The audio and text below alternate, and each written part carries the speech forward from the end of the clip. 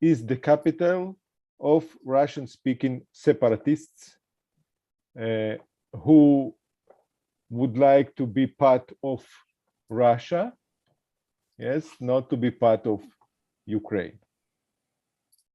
I served in Soviet army and the Crimea Peninsula, which occupied now by Russia. And so I know all these places very good. And I made Aliyah in 1991 to Israel, studied at Hebrew University, then at HUC, Hebrew Union College, and ordained in 2001. And then served between 2001 to 2005 as rabbi in Moscow Reform Congregation. At that time, we have only 3 Reform rabbis in former Soviet Union, one in Moscow, in Kiev, and in Minsk, the capital of Russia, Ukraine, and Belarus. Now, unfortunately, we have already also 3 rabbis, because 2 Ukrainian rabbis, Rabbi Duchovny from Kiev, left Ukraine, and now he's here in Israel, in Haifa, and Rabbi Yulia, who served in Odessa, also left, and now she's in Germany. And in 2014, when the Russians occupied Crimea, also Misha Kapustin, who used to be rabbi in Simferopol, the capital of Crimea, also left because of occupation, and now he is in Slovakia, in Bratislava. So a little bit history about the conflict. There are 3 nations: Russians, Ukrainians, and Belarusians. They are coming from the same place, from the same source, ancient Russia. But for a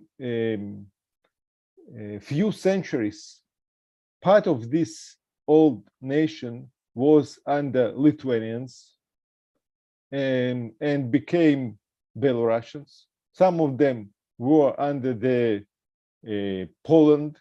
Polish government and became Ukrainians, and some of them were under the Mongols, okay, and became Russians. And after October Revolution in 1917, Ukraine declared independence, but soon they became again part of the Russian Empire, but under the red flag. I mean, communist empire, yes, called Soviet Union. Russians never recognized that Ukrainians are different independent nation. They called them Malorossi, means small Russians, okay? Not Ukrainians, not other people, small Russians. And in 1991, after the collapse of the Soviet Union, all former, as you know, all former Soviet republics became independent, also Ukraine. So sometime Ukraine moved between Russia and Europe and the West countries. And in 2014, as the result of so-called Orange Revolution in Ukraine, pro-Russian President Yanukovych at that time left and escaped to Russia because most of the people of Ukraine wanted to be part of Europe. But at that time, Ukraine was weak, and Russia used this opportunity to occupy Crimea and the eastern part of Ukraine, Donetsk and the area there, where this true, the most of the people are Russian speaking. And they tried to create separatist forces and succeed in very small part of Ukraine, only in Donetsk and the Luhansk, the second city. So these areas declared the independence from Ukraine.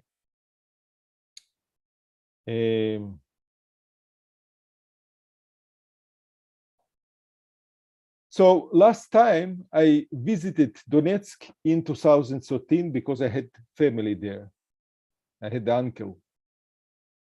It was a year and a half before the war has begun. A year before, they had Euro, European Football Championship.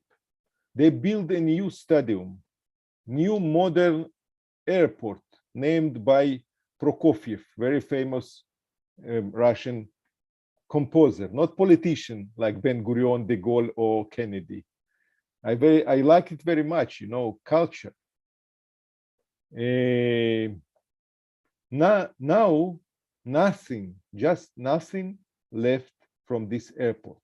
Just nothing, no even stone from this airport.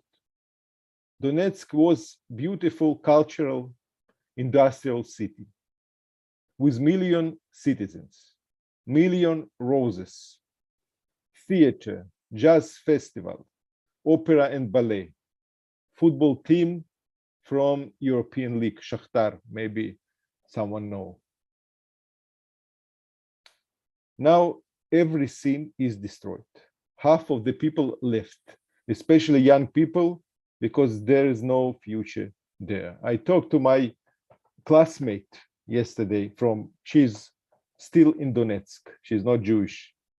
And she told me that there are no men on the streets, only women and maybe elderly people, because they took every man to the army to fight against Ukrainians. Okay,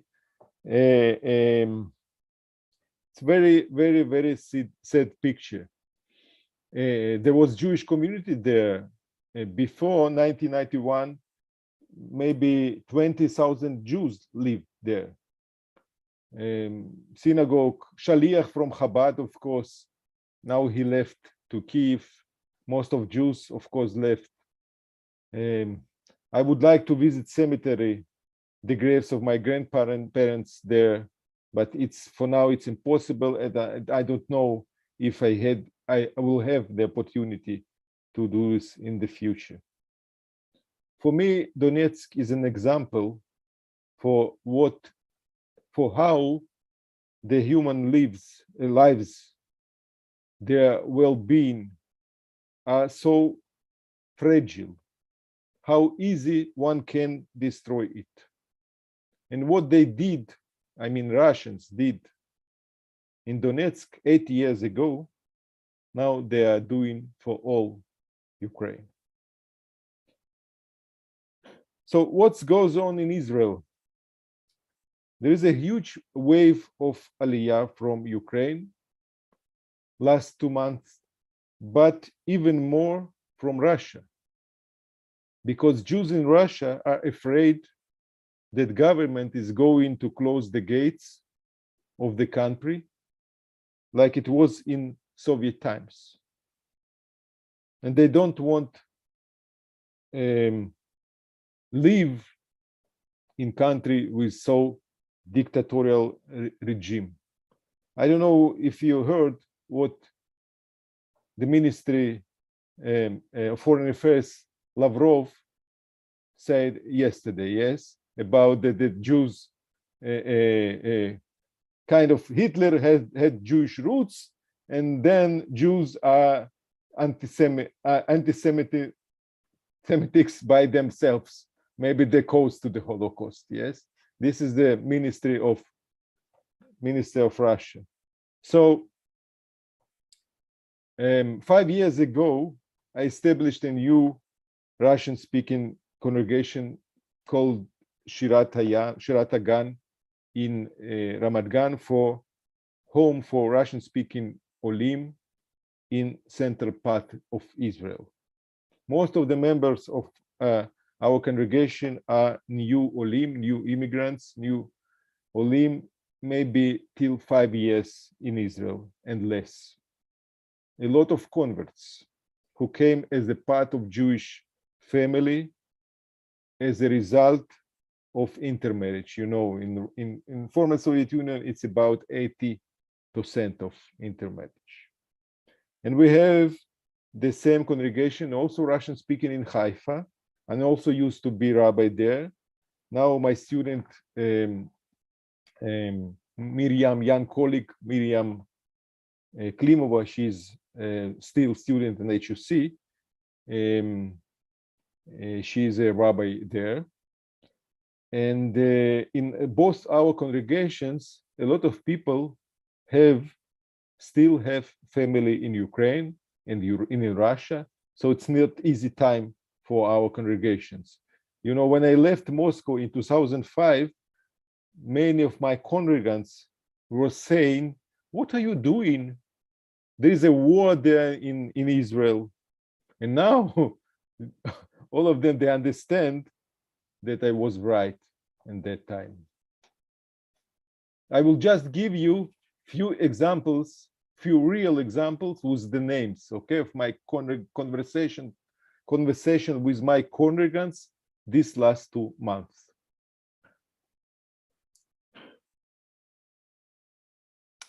Daria, her mother, about 60 years old, stayed in Kiev. And she is calling me to ask help how we can bring her mother to Israel. Now, it was the time that Kiev was bombed by Russians. Now they left Kiev. So we were looking for the ways to get her out. And Baruch Hashem, thanks to God, she is already here in Israel, her mother. Meir, an Israeli who got married in Ukraine, and he came to Israel a couple of days for his personal reasons, couple of days before the war. But his family, his wife and the baby stayed in the village near Odessa. So the same story, how to bring them to Israel. So they went through Moldova, Romania, and then from Bucharest by plane to Israel. Thanks God, now they are in Israel also. But it's not the same, you know, it's not the end of the story. It's only the beginning, how to help them to find their place here in Israel. Andrei is my congregant in the past from Moscow, calling from Moscow. He would like to come, but he has an elderly parents, 80 years old, about 80 years. He couldn't leave them. So now the story is that his wife and his daughter are here in Israel, trying also to help them with school for his daughter. But Andrei himself is still in Moscow with his parents. He will come to visit, but I don't know what he will decide to do in this situation. The same story with Lilia. Also, she's in Moscow now, saying that she hates this regime and wanted to leave to Israel. But her parents, and in this case, it's not only a question of the age, or but also the question of ideology, because her parents say that they like Putin, they like his policy, and they don't want. Yes, there are some Jews in Russia who believe in Putin and his policy because of the propaganda.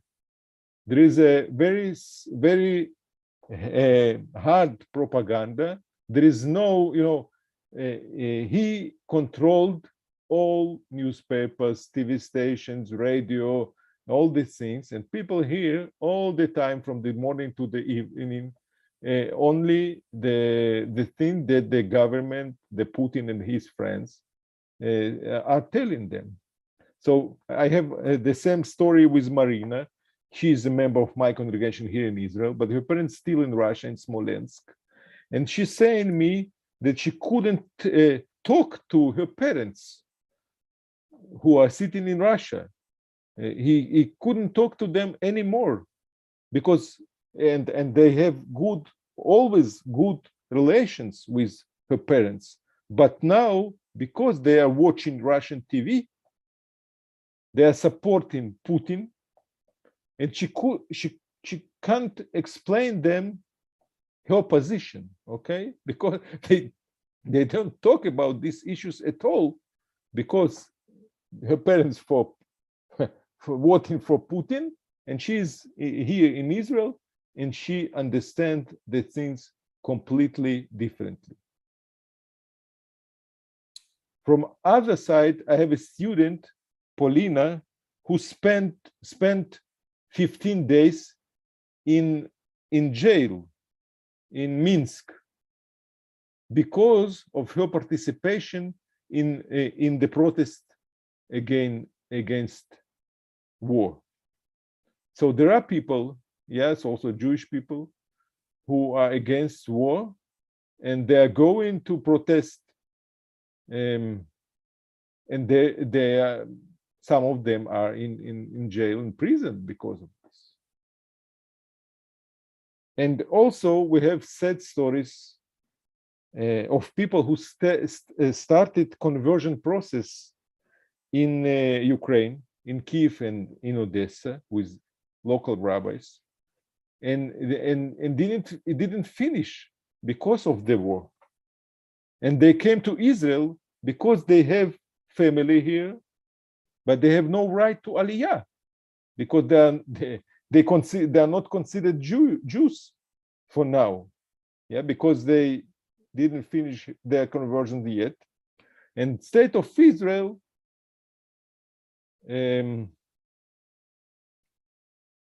it does not give them right to make Aliyah, to become citizens. So we try to help them, and this month we have a special Beit Din Rabbinical Court to help them to finish their conversion, with hope, it's not easy, that state of Israel will recognize this conversion and they could stay here.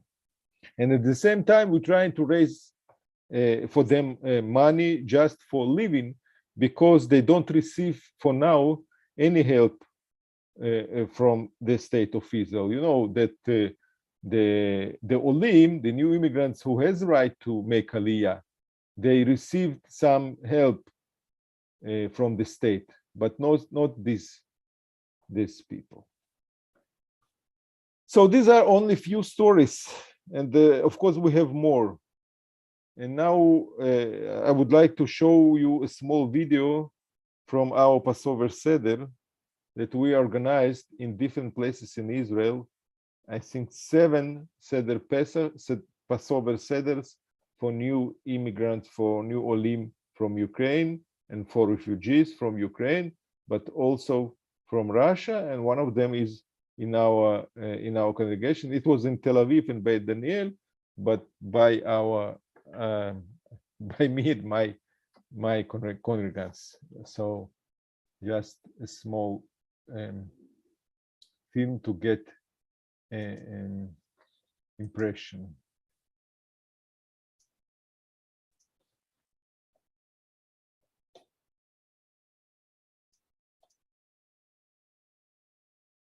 Eloheinu, Eloheinu, Eloheinu, Eloheinu,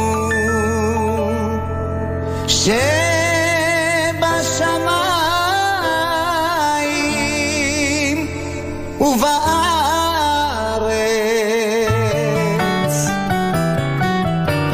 אחד מי יודע, אחד אני יודע, אחד אלוהינו, אלוהינו, שבשמיים ובארץ. שניים יודע, שניים אני יודע, שני לוחות הברית. אחד אלוהינו, אלוהינו, אלוהינו, אלוהינו, אלוהינו, שבשמיים ובארץ. שלושה אני יודע, שלושה אני יודע, שלושה שני לוחות הברית. אחד אלוהינו, אלוהינו, אלוהינו, אלוהינו,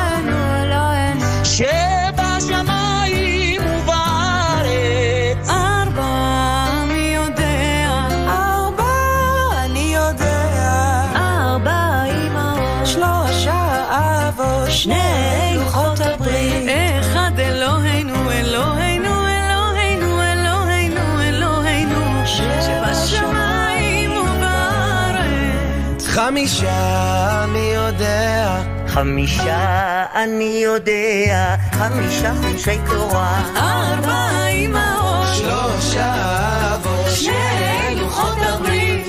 אחד אלוהינו, אלוהינו, אלוהינו, אלוהינו, אלוהינו, שבשמיים ובארץ. 6 מי יודע, 6 אני יודע, 6 סדרי משנה, 5 חומשי תורה, 4 אמהות, 3 אבות, 2 לוחות הברית.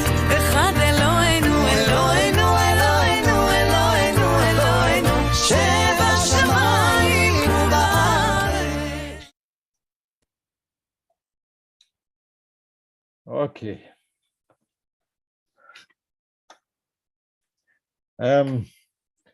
Now I would like to share with you a short poem in English, with original in Hebrew, English translation that I found, and I would ask someone with better English than mine to read it, okay?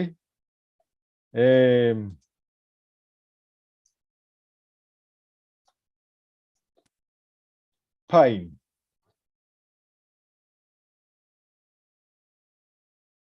I need a volunteer. I'm happy to read it. Okay. Fine. Here, where I cannot hear the cuckoo's cry. Here, where the trees won't wear the showy bonnet. But in the shade of these familiar pines, all of my childhood is coming back to life. Pine needles, chiming once upon a time, the snowy distance I shall call my homeland, and mossier eyes encasing frozen brooklets, brooklets, compose their song in the land unlike their own. Maybe only passage birds knows in their heart, while there is suspended between earth and heaven this twofold pain of homelands far apart. With you I have twice been transplanted. With you, dear pines, I weathered and I grew. And yet my roots are in 2 different lands. My roots are in 2 different views. Okay. Thank you, Rabbi Adrian. So this poem was written by the famous Hebrew poet Leah Goldberg, almost 70 years ago. And it is still very relevant for us. The pain of 2 homelands, even 3, Russia, Ukraine, Russia, and Israel. And this war in Ukraine is largely a civil war. People in Russia have families in Ukraine. People in Ukraine have families in Russia. And everyone has a family in Israel, yeah? And there are the children with Russian father and Ukrainian mother, and vice versa. Who are these children? Who are these children? Russians, Ukrainians, and also in our congregations, there are this Russian-speaking Reform congregation. There are people who have made Aliyah in recent years from Russia and from Ukraine, but also from Belarus and Moldova and Georgia and Kazakhstan, etc. What is left from Soviet Union? Remains of the Soviet Empire. We are torn. Our families are torn. Our heart is torn and broken. The damn war. Until the last day it happened, no one imagined that it could happen. Entire cities, ruined residential buildings, dead children, millions of refugees in the heart of Europe. Sometimes the feeling is that our help is nothing, a drop in the ocean. We will not save the world, we couldn't, but at least we can save one person, woman, a child, and one who saved one soul, the Talmud says of him as if he saved a whole world. So we recently celebrated Passover, the holiday of freedom, the ancient Independence Day of Israel. And tomorrow we celebrate the Independence Day of the State of Israel. And at the same time, we see another people, the Ukrainian people, fighting for their freedom and for their independence. And I think our hearts heart of the Jewish people in Israel and all over the world with them. So I would like to wish you happy Independence Day for us and for the Ukrainians as well. Chag Atzmaut Sameach. Thank you. Well, thank you very much, Rabbi Gregory. I could see that it's not an easy topic for you to talk us through. It's you're almost talking about your homeland, where you have memories, where you left your part of your life, you lived part of your life. So thank you very much, and I could hear the emotions